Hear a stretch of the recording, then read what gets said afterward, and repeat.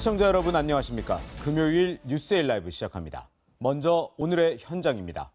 첫 번째 현장 국회에선 고 노회찬 정의당 의원의 연결식이 엄수됐습니다. 김기정 기자, 추모를 위해 많은 사람들이 모였죠?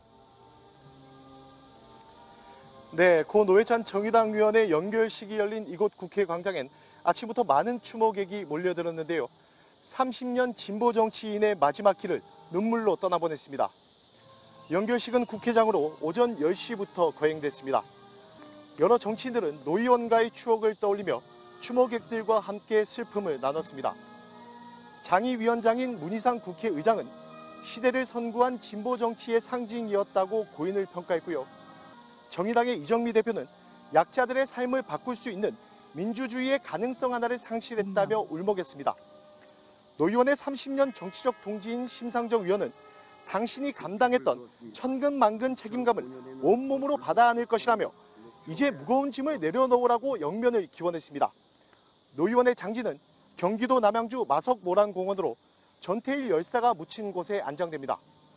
네, 이번에는 더불어민주당 소식으로 넘어가 보겠습니다. 예비 경선 결과 당대표 경선 후보가 3명으로 좁혀진 거죠?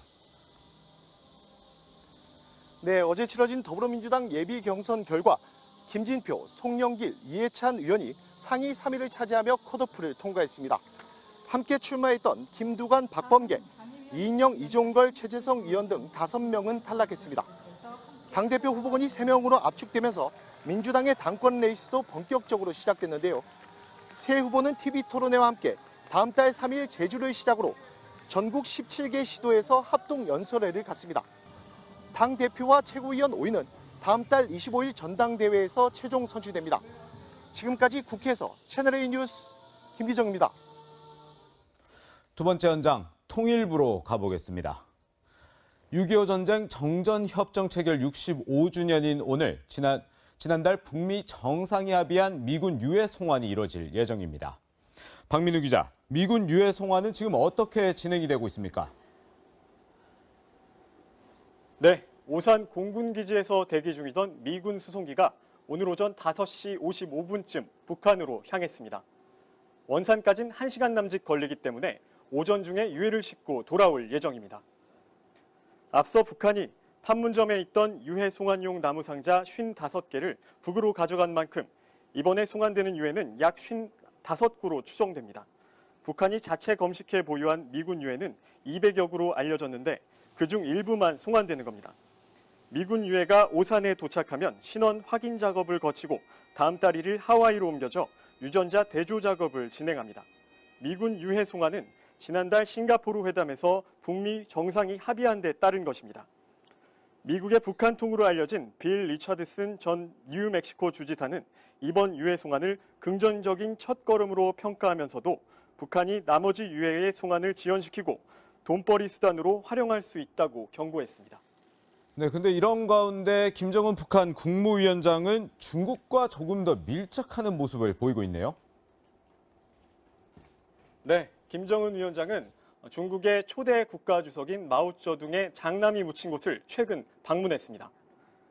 조선중앙통신은 김 위원장이 정전협정 체결 65주년을 맞아 한국전쟁 중에 전사한 마오쩌둥 아들 마우아닝의 묘에 헌화했다고 오늘 보도했습니다. 김 위원장은 이렇게 서로 피와 생명을 바쳐가며 맺어진 전투적 우위와 진실한 신뢰로 굳게 결합돼 있다며 북중 관계가 전례를 찾아볼 수 없는 특수하고 공고한 친선 관계로 발전하고 있다고 강조했습니다. 북중 밀착 행보는 최근 북한의 요청으로 우리 정부가 8월 내 남북 미중 간 4자 종전 선언을 추진하고 있다는 주장과도 무관치 않아 보입니다. 지금까지 통일부에서 전해드렸습니다. 원인을 알 수 없는 화재가 발생해 불안감을 키웠던 BMW 차량의 세부 리콜 계획이 나왔습니다. 마지막 현장 BMW 서비스 센터입니다. 김남준 기자, 리콜 오늘부터 진행이 되는 건가요? 네, 오늘부터 당장 리콜을 받을 수 있지만 몇 가지 절차가 있습니다. 지금 제 뒤로 보이는 곳이 서울 마포에 있는 BMW 공식 서비스 센터인데요. 이곳을 포함해 전국 4개 서비스 센터에서 오늘부터 리콜 대상 차량들은 정밀 검사를 받을 수 있습니다. 정밀 검사에서 부품 결함이 확인되면 즉시 리콜이 가능합니다. 부품 결함이 발견되지 않더라도 찜찜하다 싶으면 리콜을 받을 수 있는데 이럴 경우 리콜 시기는 8월 중순부터 가능합니다. BMW 측은 오는 31일부터 정밀 검사를 받을 수 있는 서비스 센터를 전국 61개로 확대하고 방문 검사도 진행한다고 밝혔습니다. BMW 차량 화재는 지난 23일 인천 남동구 화재를 포함해 지금까지 8개월간 모두 27대로 집계됐는데요. 국토부와 BMW는 화재가 질소산화물을 감소시켜주는 배기가스 재순환 장치의 결함으로 발생했다고 추정하고 있습니다. 특히 지난 2011년 3월부터 2016년 11월까지 생산한 배기가스 재순환 장치에 문제가 있다고 보고 해당 부품을 탑재한 차량 10만 6천 대를 리콜 대상으로 결정했습니다. 리콜 대상 차량 차주에게는 1차적으로 우편과 휴대전화 문자 메시지로 통보가 가지만 BMW 측이나 소비자 자동차 리콜 불만센터 홈페이지에서도 확인 가능한데요. 리콜 대상 차량은 가급적 운행을 자제하고 빠른 시일 내에 정밀 검사를 받아볼 것을 전문가들은 권고했습니다. 지금까지 BMW 공식 서비스 센터 앞에서 전해드렸습니다. 네, 이 시각 가장 중요한 뉴스 짚어보겠습니다. 고 노회찬 정의당 원내대표가 오늘 영면에 듭니다. 오전 10시 국회장으로 연결식이 열렸는데요. 네, 자세한 이야기 소종섭 전 시사저널 편집국장, 최석호 문화과학부 차장과 함께 다뤄보겠습니다. 어서 오세요. 안녕하세요. 네, 지금 10시부터 국회에서 이제 연결식이 진행됐습니다. 지금은 이제 거의 끝나가는 것 같은데 일단 문희상 국회의장이 추도사를 했습니다. 그 목소리 먼저 들어보겠습니다. 노회찬 의원님, 당신은 정의로운 사람이었습니다. 당신은 항상 시대를 선구했고 진보 정치의 상징이었습니다. 정의를 위해서라면 계란으로 바위치기라는 만류에도 거대 권력과의 싸움을 마다하지 않았습니다. 마지막 남긴 메시지에서도 노동자의 삶을 함께 아파했고 사회적 약자의 승리를 함께 기뻐했습니다. 네, 문 의장이 저렇게 노회찬 의원을 추도했는데 사실 오늘 저렇게 국회에서 연결식이 이뤄진 거 사실상 문희상 의장이 좀 의지를 보여서 국회장으로 해야 된다 이렇게 설득했다고 하죠. 그렇습니다. 문희상 의장은 진작부터 통합과 어떤 화합의 정치 네. 이런 것들을 강조를 해왔고 특히 노회찬 의원이 보여주었던 약자, 사회적 약자들을 위한 의정 활동 이런 부분에 대해서 깊이 공감을 그동안 해왔던 그런 분이기 때문에 예. 또 굉장히 이제 노회찬 의원이 대중들로부터 사랑을 받은 진보 정치인이었지 않습니까? 예. 그런 측면에서 문희상 국회의장이 적극적으로 좀 국회장으로 하는 게 좋겠다라는 네. 의견을 냈고 오늘 예. 이제 장례위원장을 맡아서 이렇게 진행을 했습니다. 네.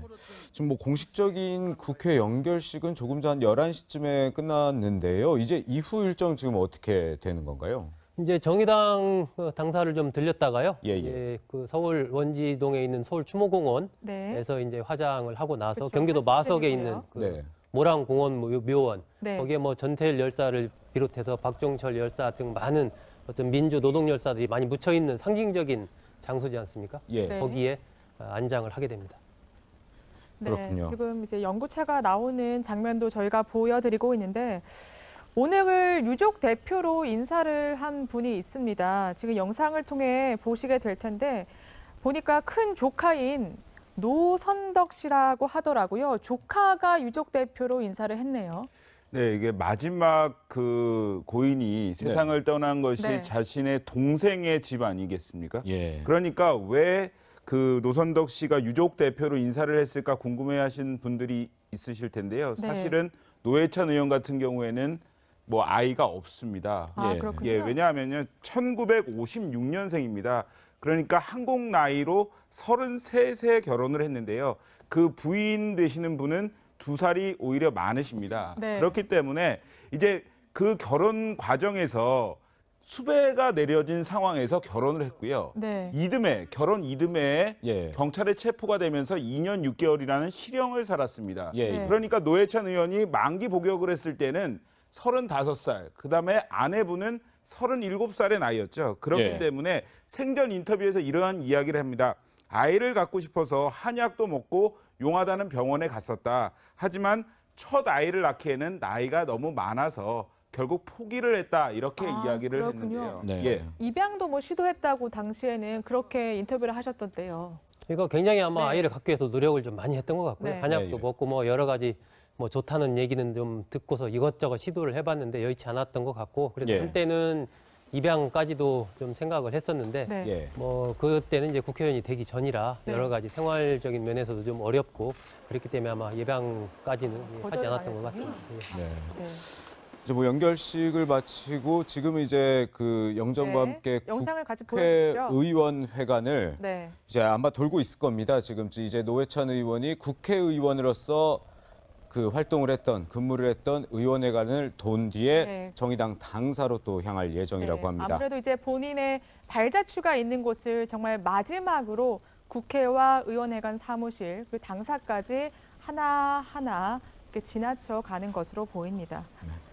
어제는 이제 노회찬 의원 추도식이 있었습니다. 고 노회찬 의원의 생전 영상이 공개되면서 그야말로 울음바다가 됐었는데 함께 보시겠습니다.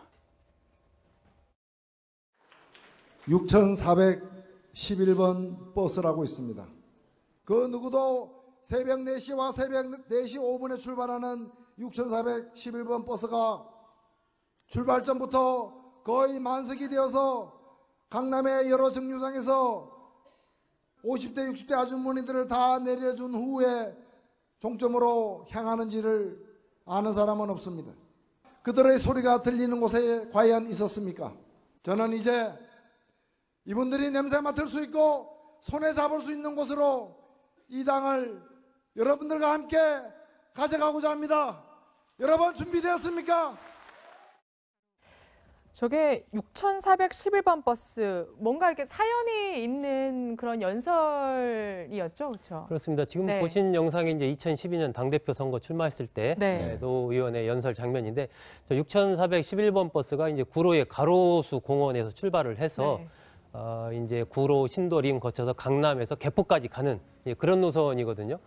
4시 5분 뭐 이렇게 출발을 하는데 그 네. 버스를 타기 위해서는 한 3시 정도 이제 일어나야 되겠죠. 예. 그래서 많은 특히 40대, 50대 아주머니들이 타고 다니는 그런 버스이고 어느 정류장에서 누가 타는지 다 알 수 있을 정도로 거의 버스지만 고정석 개념으로 네. 네네. 그렇게 꽉 차서 이미 뭐 신도림을 통과할 때쯤 되면은 이미 자리가 없을 정도로 그렇게 가는 버스인데 결국 지금 노 의원이 얘기하고 싶은 것은 네.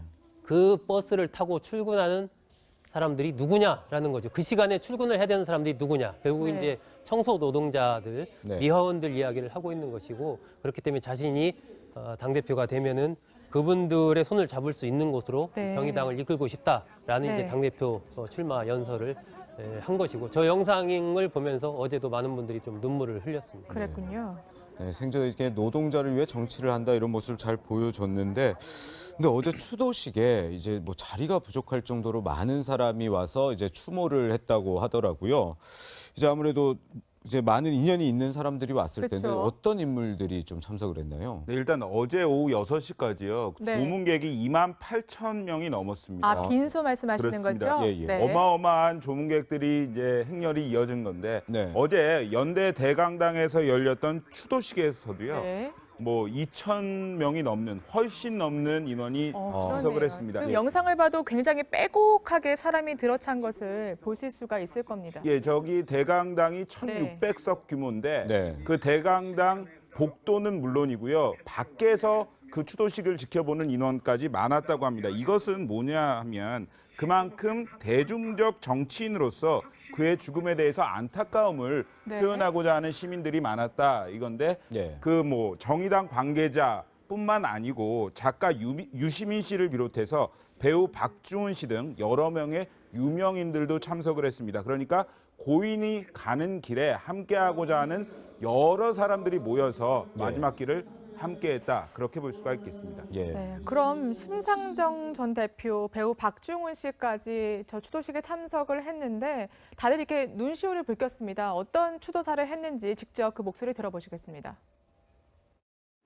칠흑 같은 어둠 속에서 수많은 번뇌의 나날을 날밤을 지셨을 우리 대표님 생각하면 억장이 형님, 저 주문이에요. 듣고 계시죠? 이제 겨울에 뜨거운 굴국밥 누구랑 먹습니까? 형님 그리워요.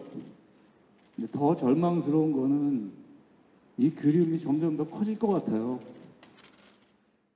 사실 뭐 심의원이나 배우 박중훈 씨와는 굉장히 인연이 깊은 것으로 알고 있는데 일반 시민들까지 저렇게 강당에 자리가 없어서 밖에서 그 폭염 속에서도 자리를 지키는 거 보면 굉장히 좀 그래도 이례적이다라는 생각이 들거든요. 어쨌든 노 의원이 특검 수사를 받는 그런 수사 대상에 올라와 있었음에도 불구하고 저렇게 추도하고 다 같이 함께하는 이 모습, 좀 어떻게 바라봐야 될까요? 아마 두 가지 측면이 있을 겁니다. 평소에 이제 노회찬 의원 하면은 어떤 사회적 약자를 위해서 많은 의정 활동을 한 그러한 국회의원으로 기억되는 부분이 하나가 있는 것이고, 두 번째는 또 그럼에도 이 어떤 자신이 지향하는 바를 굉장히 어렵게 논리적으로 뭐 교조적으로 풀어낸 게 아니고 굉장히 어떤 풍자, 폐하 그리고 촌철살인의 비유를 통해서 그런 것들을 그야말로 상대의 폐부를 찌르는 그러한 메시지를 던짐으로써 대중적으로 굉장히 사랑을 받는 정치인이었다라는 것이죠. 그러니까 진보, 보수 이런 구분을 떠나서 저런 사람은 국회에 좀 있어야 되겠다라고 누구나 생각하는 그러한 이제 국회의원이었기 때문에 이 급작스러운 어떤 그러한 죽음을 맞이해서 많은 국민들을 포함해서 그런 추모를 하는 것 같습니다. 우리 정치의 진보 진영의 대표적인 정치인이라고 하면 고 노회찬 의원과 심상정 전 대표가 꼽히는데 또 한 명이 있습니다. 지금은 이제 국회의원 출신이었지만 지금은 작가로 활동하고 있는 유시민 씨인데요. 유시민 씨의 모습도 한번 보겠습니다. 다음 생에서 또 만나요. 우리에게 다음 생이란 없다. 저는 그렇게 생각하면서 살아왔습니다. 지금도 그렇다고 믿습니다. 그렇지만 다음 생이 또 있으면 좋겠습니다. 회찬이 형, 단 한 번도 형이라고 불러보지는 못했습니다. 오늘 처음으로 불러볼게요. 형, 다음 생에는 더 좋은 곳에서 태어나세요. 네, 이렇게 뭐 생전에 형이라고 못 불렀다가 처음 이제 불러본다고 하는 게 참 마음이 그렇습니다. 아무튼 이제 고 노회찬 의원 오늘 이제 영면에 드는데요. 이제 정의당 같은 경우 이제 노회찬 의원의 그 유지에 대해서 굉장히 공감하는 이제 국민들이 많이 당원에 가입을 하고 있다고 하더라고요. 그렇습니다. 그 지난 월요일에 노회찬 의원이 스스로 목숨을 끊었다는 보도가 있을 때만 해도 정의당이 타격을 받는 것 아니냐 이러한 뭐 분석도 나왔었습니다. 그런데 더 많은 사람들이 정의당 당원으로 등록을 하고 또한 후원금도 납부도 늘어나고 있다고 하는데요. 이것에 대해서 제가 정치인에게 물어봤습니다. 이것이 왜 이렇게 되는 것인가? 한마디로 정리를 해줬습니다. 누군가 이 세상에서 자신의 잘못을 인정을 할 수 있는 사람이 얼마나 되겠는가. 그러니까 본인의 유서에서 자신이 받은 4천만 원에 대해서 그 부분을 잘못했다라는 유서를 남기고 세상을 떠났습니다. 그리고 그가 겪었을 마지막까지 겪었을 고통을 생각하는 시민들의 발걸음, 그런 움직임이 지금도 계속되고 있다, 이렇게 볼 수가 있겠는데요. 일단 장례 절차가 진행이 되고 있는 상황입니다. 그렇기 때문에 정의당 같은 경우에는 얼마나 후원금이 더 들어왔는지, 당원이 얼마나 늘었는지는 현 상태에서는 말하기가 곤란하다, 이러한 입장입니다. 네, 그렇군요. 당원 가입과 후원금 증가 수치를 공개하지 않겠다, 일단 이렇게 밝혔습니다. 근데 보니까 한글과 컴퓨터 전 대표죠. 배우 김희애 씨의 남편으로 잘 알려진 이찬진 전 대표도 정의당에 가입했다 이렇게 밝혔더라고요. 그렇습니다. 고 노회찬 의원 관련 기사를 보면서 정말 엄청나게 많이 울었다라고 얘기를 하면서 아무것도 할 수가 없는 그런 상황에서 무언가는 해야 된다고 생각을 했다. 그래서 온라인으로 당원 가입을 하겠다. 앞으로 뭐 정의당이 정말 잘해줬으면 좋겠다. 뭐 이런 얘기를 글을 좀 올렸고요.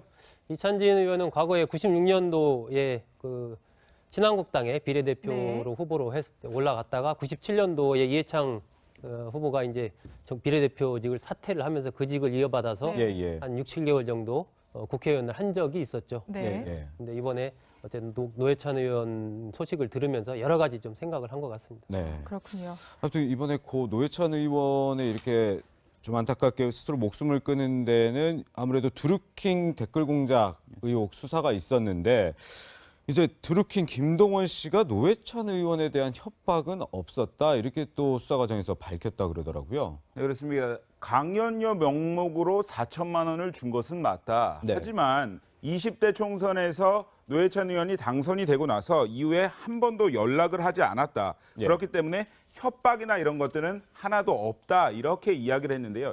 이 드루킹 수사에서 중요한 부분이 있습니다. 노회찬 의원 같은 경우에는 일단 그 고인이 되셨기 때문에 공소권 없음으로 그 상황에 대해서는 끝나게 됩니다. 그렇다면 특검이 어떤 부분을 수사를 해 나갈 것인가 이 부분이 중요한 건데요. 어제 영장, 그러니까 드루킹 공범 2명에 대한 영장이 발부가 됐습니다. 구속이 됐습니다.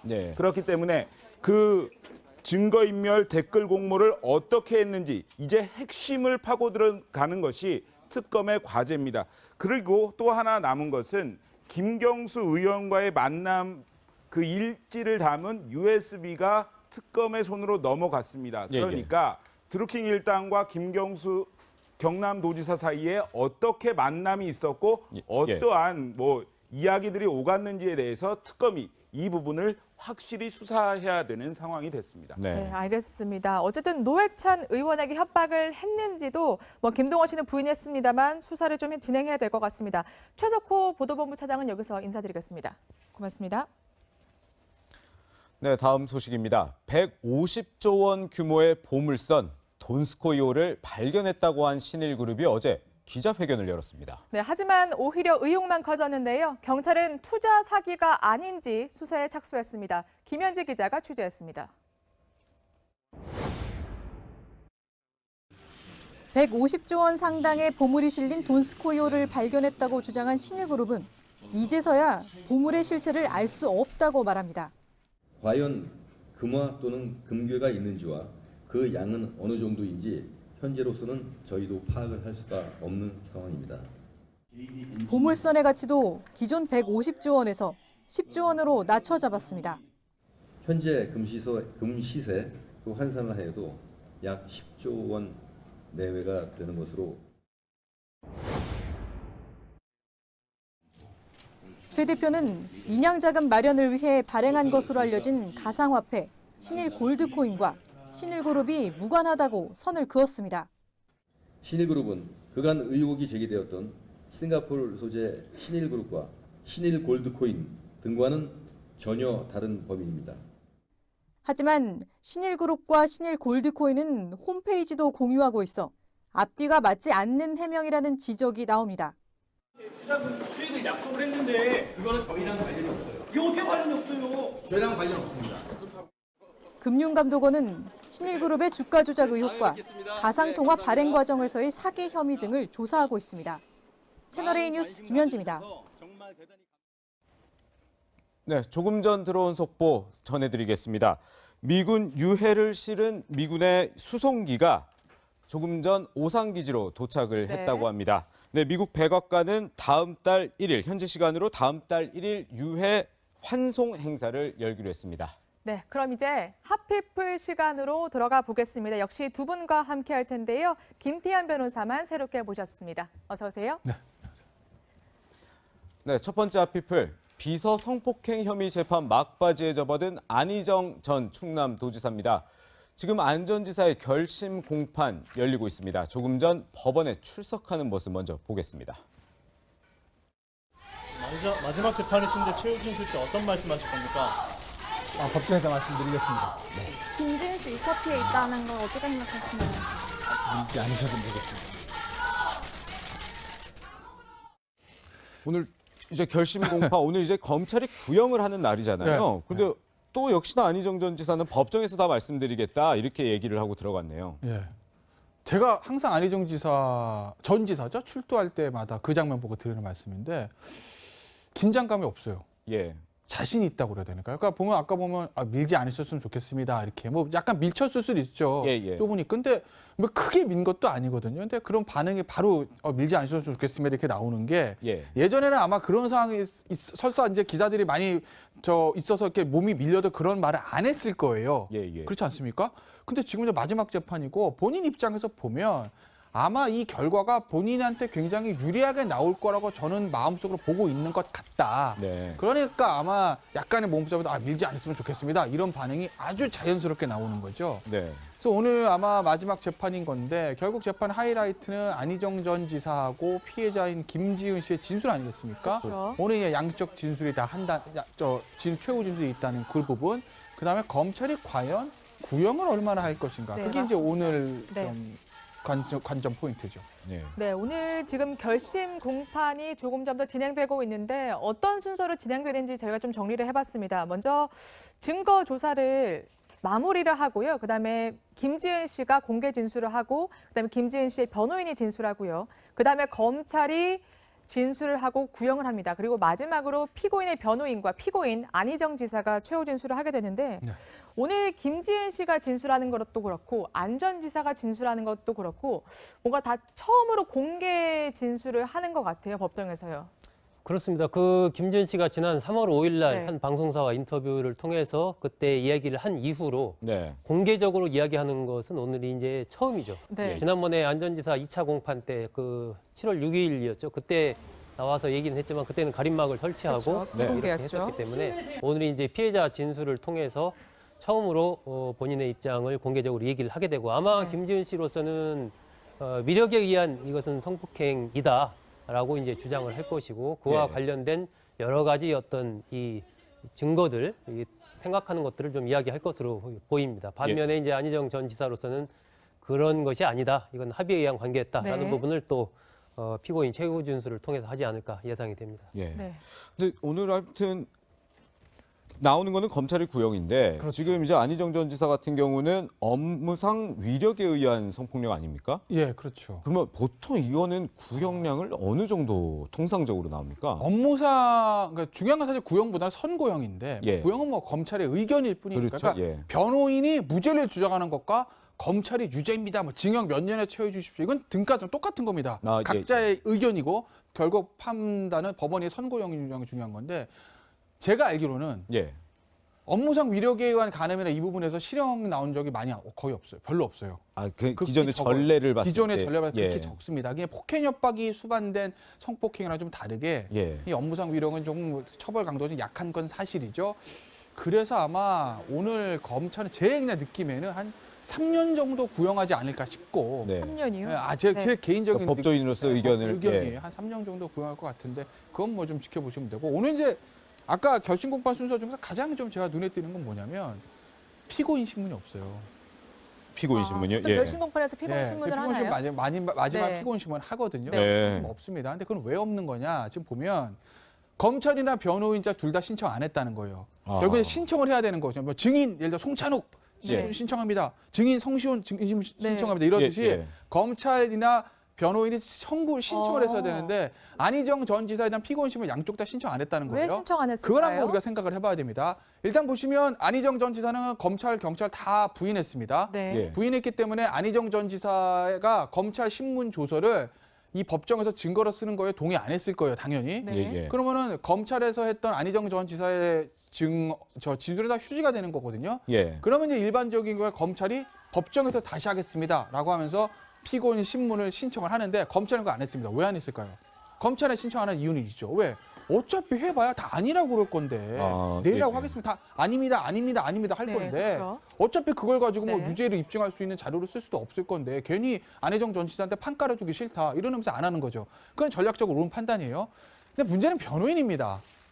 변호인 입장에서 보면 제가 변호사라면 일반적인 경우에 자 마지막 피고인 신문 재판장님 신청합니다. 그래서 피고인 안희정 지사 딱 데려다 놓고 강압이었습니까? 아닌데요. 저 피해자 김지은이 당신 좋아했습니까? 그런 것 같은데요. 이렇게 절대적으로 유리한 얘기를 안희정 전 지사 입에서 재판장을 어느 정도 설득하게 해서 쏟아내고 싶었을 거예요. 일반적인 재판에 그렇게 합니다. 제가 변호사라도 지사님 하시죠. 이렇게 얘기했을 건데 아마 이건 안희정 전 지사 측에서 안 하겠다고 할 가능성이 높아요. 이건 법적인 것보다 정치적인 거죠. 예를 들면 어차피 안희정 전 지사가 부인한다는 얘기는 변호인의 어떤 변론 요지나 그런 거에서 다 알려졌습니다. 안희정 전 지사가 하고 싶었던 얘기들은 부인 민주원 씨라든지 아니면 다른 본인들에게 신청한 증인들을 통해서 다 알려졌어요. 요체는 업무상 위력이 없었고 강압이 있었던 게 아니고 나는 캠프를 굉장히 자율적으로 운영했고 김지은 씨는 나를 좋아했다. 이거 아니겠습니까? 그리고 검찰에서도 이미 다 진술했어요. 그렇기 때문에 만약에 여기서 내가 그 얘기를 또 하게 되면 법적으로 플러스 되는 것보다 정치적으로 기자들 다 보고 있는데 야, 안희정 지사 너무하는 거 아니야? 야, 그걸 뭐 저렇게까지 할 필요가 있어? 이런 어떤 반향이 생길 수도 있으니 그걸 절대적으로 차단하겠다. 아마 저는 그런 의미로 봐요. 그래서 아마 피고인 신문을 변호인 측이 신청하지 않은 것 같아요. 네, 지금 일단 10시부터 재판이 시작되는데 11시 30분까지 아직 끝나지 않고 있습니다. 그만큼 뭔가 팽팽하게 진술이 이뤄지는 것 같고요. 일단 워낙 이 사안이 관심이 많고 예민하기 때문에 재판 중에 나오는 얘기는 바로바로 저희가 전해드릴 수 없도록 그 법원에서 규정을 해서 저희가 재판이 끝나자마자 좀 빠르게 전해드리도록 하겠습니다. 일단 저번에 사실 가장 관심을 불러모았던 게 마지막 판에는 그 심리 분석까지 진행을 했단 말이죠. 그래서 안희정 측 심리 분석가와 그 김지은 피해자 측의 그런 심리 분석이 있었는데 지금 내용을 보면 또 서로 정반대거든요. 안 전 지사 측은 성폭행 주장 기간 동안 특이할 만한 행동을 보이지 않았다. 김지은 씨 측은 감내할 수 없는 스트레스로 심리적 얼어붙음 상태에 있었다. 자, 심리 분석 전문가들조차 이렇게 팽팽한데 과연 어떻게 판단할지 정말 저도 잘 모르겠습니다. 근데 저 심리 분석가에 대한 판단은 그냥 참고 자료일 뿐이에요. 어차피 그래서 양측에서 다 검찰도 한 사람, 그다음에 피고인 측도 한 사람 신청을 한 건 아니겠어요? 어차피 본인들한테 유리한 분석을 해줄 전문가들을 모인 거기 때문에 불러 모은 거기 때문에 저거 자체보다 과연 검찰 측 증인들, 그다음에 민주원 씨를 비롯한 안희정 전 지사 측의 증인들, 이 두 사람 증인들의 진술 중에 어느 것이 이제 신빙성이 있냐는 것은 법원이 판단하는 거죠. 근데 이제 그 신빙성에 대한 판단은 우리가 이렇게 외부에서 보면 안에서 이제 진술 내용들을 밖으로 이제 기자분들이 취재한 걸 가지고 흘러나오는 걸 가지고 우리가 아는 거 파악을 하는 거 아니겠습니까? 실제로 공판정에 들어가서 법대위에 앉아서 그걸 다 보고 그 진술 기록들이라든지 이 증인한 내용들을 나중에 서류로 다시 한번 꼼꼼하게 보게 되면 우리가 보는 것과는 전혀 다른 결과가 나올 수도 있어요. 왜냐하면 그 판사는 처음부터 끝까지 다 모든 재판 과정을 보는 거고 수사 기록도 다 보는 거지만 우리 밖에 있는 사람들은 일부만 단편만 보는 것이거든요. 그러니까 우리의 예상과는 다른 아마 결정에 대한 판결이 그러니까 일반인의 예상과 좀 다른 판결이 나올 가능성도 이것뿐만 아니라 모든 재판이 그렇죠. 근데 다만 이거 같은 경우는 워낙 진술이 또 갈리고 그리고 신빙성이 그만큼 중요한 것이기 때문에 글쎄요 어떤 결과가 나올지 저로서도 조금 속단하기는 좀 어렵네요. 근데 서종 국장님 이번 재판을 안희정 전 지사 재판을 쭉 보면서 그래도 조금 이거는 너무 좀 많이 나갔다라고 느낀 게 너무 이미지 전쟁으로 흘러가고 한쪽에만 유리한 증언이 나가고 이런 게 좀 많이 부작용으로는 조금 지적이 되더라고요. 그런 지적이 나올 수밖에 없죠. 이게 결국 이제 재판이라는 것도 큰 어떤 사회적인 영향력 하에서 진행이 되기 때문에 물론 판사들이 판단할 때 법조문에 의해서 판단하지만 법조문을 어떻게 해석하느냐 그리고 그 사건에 대한 사회적인 어떤 영향력 반응이 어떤 거냐 이런 부분도 종합적으로 볼 수밖에 없겠죠. 이번에 보면 안 전 지사 측에서는 어쨌든 김지은 씨와 관련해서 여러 가지로 좀 굉장히 가까운 관계였다. 이것을 이제 강조하는 과정에서 많은 얘기를 안 전 지사의 측근들이 이제 진술을 했지 않습니까? 마누라 비서라는 얘기도 했었고 또 아랫사람에게 평소에 안 전 지사가 해주게 이런 식으로 굉장히 부드러운 어떤 그런 리더였다. 이런 얘기들도 많이 하면서 김지은 씨를 약간 이렇게 굉장히 좀 이상한 어떤 그런 사람으로 좀 몰아간 그런 부분들도 좀 분명히 있었거든요. 그렇기 때문에 그런 부분을 또 재판부가 어떻게 판단을 할지 그것도 사실은 재판 결과에서 중요한 또 한 요소입니다. 오늘 결심이니까 8월 중에 아무래도 선고가 있을 것 같은데 만약에 무죄가 나더라도 이런 이미지 전쟁 때문에 안 전 지사 정치 생명은 조금 어렵다 봐야겠죠? 근데 이 부분은 이제 안전지사가 무죄를 받느냐 유죄를 받느냐 그것과 관계없이 네. 무죄를 받는다 하더라도 네. 어쨌든 기본적인 안전지사와 김지은 씨와의 그러한 그 행위 자체가 있었던 것 자체는 또 예. 사실이기 때문에 그렇죠. 예. 정치적으로 다시 제기한다거나 이러기는 상당히 좀 어려운 것이 현실 아닐까 생각합니다. 네, 네. 알겠습니다. 네, 이번엔 두 번째 핫피플입니다. 또다시 한번 영자의 전성시대를 맞은 이영자 씨입니다. 이영자 씨가 어제 열린 2016 브랜드 대상에서 올해 예능인상까지 수상하면서 이제 제2의 전성기를 누리고 있다고 네. 하는데요. 네. 비결이 뭔가요? 글쎄 저는 사실 이영자 씨 나온 방송 본 적은 없는데 되게 잘 먹는다면서요. 먹방을 또 이렇게 네, 그렇다고 하더라고요. 예. 보면 굉장히 맛있게 먹고 그 음식에 대한 뭐 맛있다는 그 표현력 자체가 보고 있는 사람은 야 진짜 먹고 싶다 뭐 이런 생각이 들게 표현을 한다고 하더라고요. 저는 본 적이 없습니다만. 예. 그래서 뭐 그런 얘기들 하잖아요. 저 이영자 씨가 뭐 소개한 휴게소 음식들이 완판이다. 그러니까 예. 일부러 쫓아다니면서 드시는 분들 예. 되게 많아요. 그렇죠. 뭐 지금 나오는 저 음식들도 이제 저게 아마 보리뱅뱅 저거 원래 유명한 거예요. 저거 예. 금강주에서 파는 건데 저거 네. 원래 전통적으로 예전부터 유명한 음식이거든요. 예, 유명한 음식. 근데 이제 이영자 씨가 소개해서 조금 더 저 많이 팔렸다는 거고 지금은 저거는 아마 소떡이라고 안 봤다 그러는데 왜 이렇게 다 알죠 저는? 소세지랑 떡이랑 이렇게 꼬치에 껴가지고 이제 맞아요. 파는 음식인데 네. 사실 휴게소 가면 저거 많거든요. 예. 근데 저는 갈 때마다 모든 휴게소 있습니다, 저거. 근데 뭐 그런가 보다 하고 지나가는데 네. 이영자 씨가 워낙 저걸 맛있게 먹으니까 사람들이 야, 그렇게 맛있나?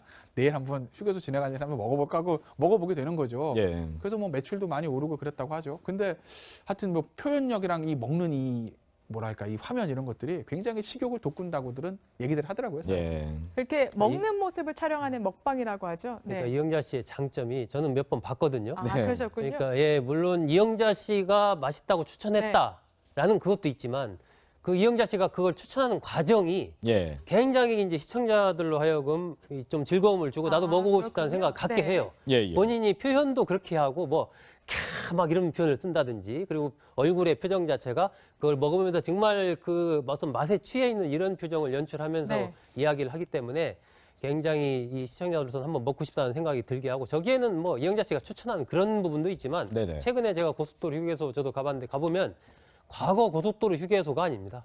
굉장히 깔끔하게 잘 돼 있고 예, 예. 시설이나 이런 것들이 어떤 이 고객들 편의를 위해서 많이 변화를 했어요. 예, 아마 예. 그런 부분과 이제 같이 어우러지면서 휴게소 음식이 좀 새롭게 좀 각광을 받고 있지 않나 싶습니다. 네.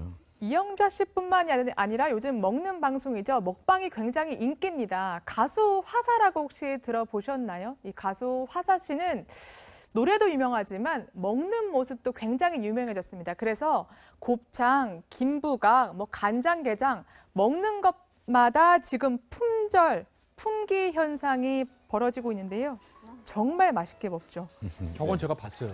저 프로를 저희 딸이 좋아해서 봤는데 네. 저 장면 저는 정말 맛있게 먹더라고요. 예. 그래서 저희 딸도 곱창을 좋아하고 저도 좋아해서 며칠 지난 다음 일주일 지난 다음 곱창 먹으러 갈까? 갔는데 네. 없더라고요 진짜 곱창이. 정말요? 그래서 저 단골집인데 아우 사장님 왜 없대요? 아 요새 곱창을 구할 수가 없다고 왜 그런지 모르겠다고 라고 얘기를 하던데 그 이후에 며칠 있다가 신문에 이렇게 보니까 기사가 났어요. 전국에 곱창이 뭐 동이 났다. 네. 화사 씨가 너무 많이 먹는 바람에 너무 맛있게 먹어서 사람들이 네. 곱창을 찾는다는 기사도 났던데 네. 근데 정말 맛있게 먹긴 먹더라고요. 왜냐면 우리가 이제 걸그룹 하면 이미지가 왠지 막 이슬만 먹고 살 것 같고 막 그런 이미지가 약간 있는데. 내숭도 있고. 그죠? 예.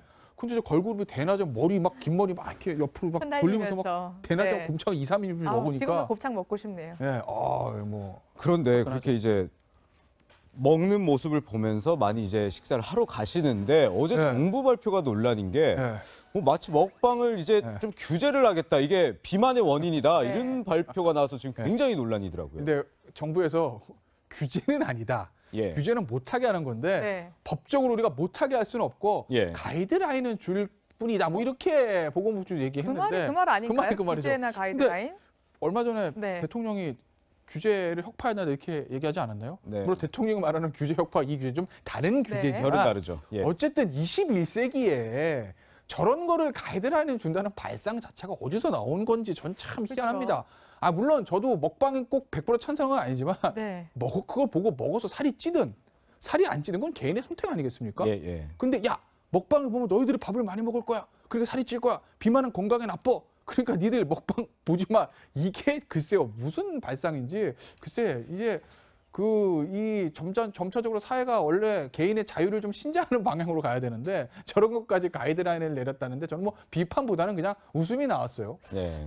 사실 뭐 흡연 같은 거는 저희가 규제도 하고 뭔가 이제 하잖아요. 근데 비만이 이제 너무 심해서 이제 먹방이나 그런 폭식하는 방송에 대해서 조금 더 가이드라인을 세우겠다는 건데 좀 효과가 있을까요, 이거?